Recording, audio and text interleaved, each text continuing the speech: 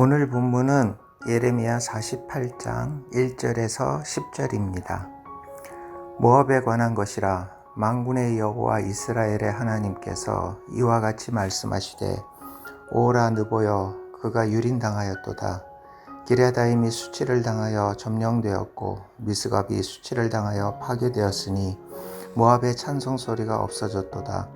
헤스본에서 무리가 그를 해하려고 악을 도모하고 이르기를, 와서 그를 끊어서 나라를 이루지 못하게 하자 하는도다. 만메시여, 너도 조용하게 되리니 칼이 너를 뒤쫓아 가리라.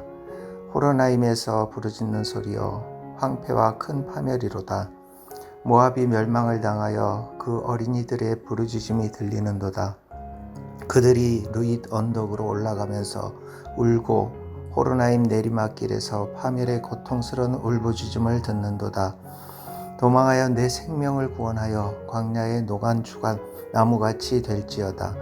내가 내 업적과 보물을 의뢰함으로 너도 정복을 당할 것이요, 그모스는 그의 제사장들과 고관들과 함께 포로되어 갈 것이라. 파멸하는 자가 각 성읍에 이를 것인즉 한 성읍도 면하지 못할 것이며, 골짜기가 멸망하였으며 평지는 파멸되어 여호와의 말씀과 같으리로다. 모압의 날개를 주어 나라 피하게 하라. 그 성읍들이 황폐하여 거기에 사는 자가 없으리로다. 여호와의 일을 게을리하는 자는 저주를 받을 것이요, 자기 칼을 금하여 피를 흘리지 아니하는 자도 저주를 받을 것이로다. 아멘. 48장에서는 모압에 대한 하나님의 예언이 나옵니다. 1절부터 10절, 오늘 본문에서는 모압의 교만을 고발하십니다. 교만이 바로 모압이라는 이 강한 나라가 망한 이유였습니다. 2절부터 5절까지 나오는 느보, 기럇아임, 미스갑, 헤스본, 만멘, 호로나임, 루힛, 이런 도시들은 모두 모압이 자랑하던 중심 도시들이었습니다.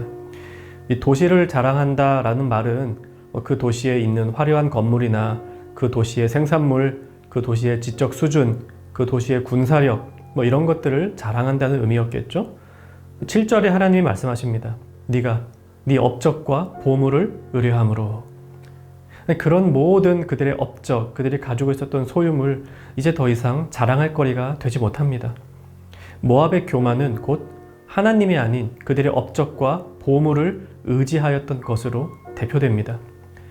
이 교만이라고 하는 죄의 핵심에는 하나님의 위치에 나 자신을 두는 것에 있습니다. 하나님은 하나님의 역사를 이끌어 가시기 위해 많은 나라들을 도구로 사용하십니다. 우리가 말하는 세계사는 사실 하나님께서 세상을 이끌어 가시는 그분의 이야기입니다. 그래서 영어로 역사를 뜻하는 히스토리를 그분의 이야기, 즉 His Story라고 말하는 것 들어보셨을 것입니다. 역사를 그분의 이야기로 인정하는 것이 믿음입니다.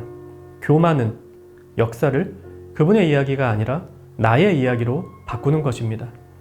수많은 나라들이 그러한 교만을 자행했습니다.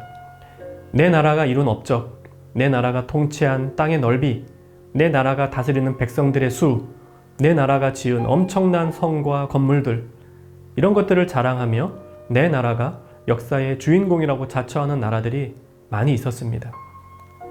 성경에 나오는 나라들도 다 그랬습니다. 북이스라엘을 멸망시킨 아수르, 아수르를 멸망시킨 바벨론, 바벨론 이후 등장하는 페르시아, 헬라, 로마 제국에 이르기까지 모든 나라들은 이전의 주인공을 갈아치우고 자신이 그 주인공의 자리를 차지했다고 생각했습니다. 그것이 바로 교만입니다.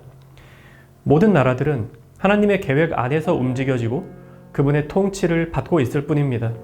그것을 인정하는 나라는 역사의 주인 되신 하나님의 통치를 받는 복된 나라요, 그것을 인정하지 않는 교만한 나라는 자신들이 왜 멸망하는지도 모른 채 멸망의 길을 걷게 됩니다. 그들이 망하는 것을 보는 또 다른 교만한 나라는, 저 나라는 힘이 없어서 망한 거구나, 저 나라는 돈이 없어서 망한 거구나, 그렇게 생각하면서 자기들은 망하지 않기 위해 힘을 기르고 돈을 모읍니다. 하지만 결과는 같습니다.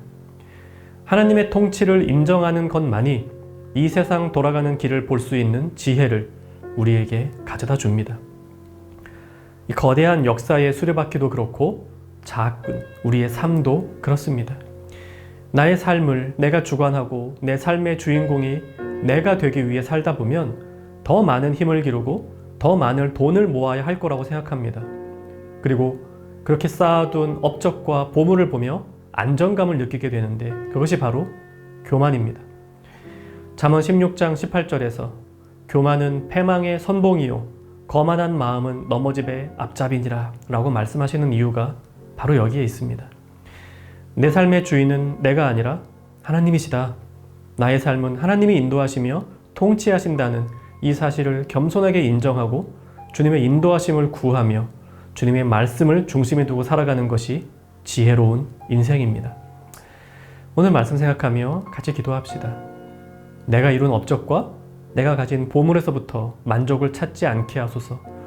그것들은 그저 나에게 주어진 것이라고 겸손하게 여기게 하소서. 또한 하나님의 말씀이 나를 인도하시고 하나님의 계획이 나를 다스리신다는 사실에서 안전과 평안을 얻게 하여 주소서. 내 뜻대로 살아가는 인생, 내 능력대로 살아가는 인생은 가장 불안한 인생입니다. 모든 것이 나에게 달려있기 때문입니다. 하지만 하나님의 통치를 받고 그분의 보호를 받는 인생은 가장 안전한 인생입니다. 모든 것이 하나님께 달려있기 때문입니다. 오늘 하루 우리 청년 가족들은 하나님의 통치를 받으며 안전하고 평안한 삶을 사시기를 간절히 바랍니다.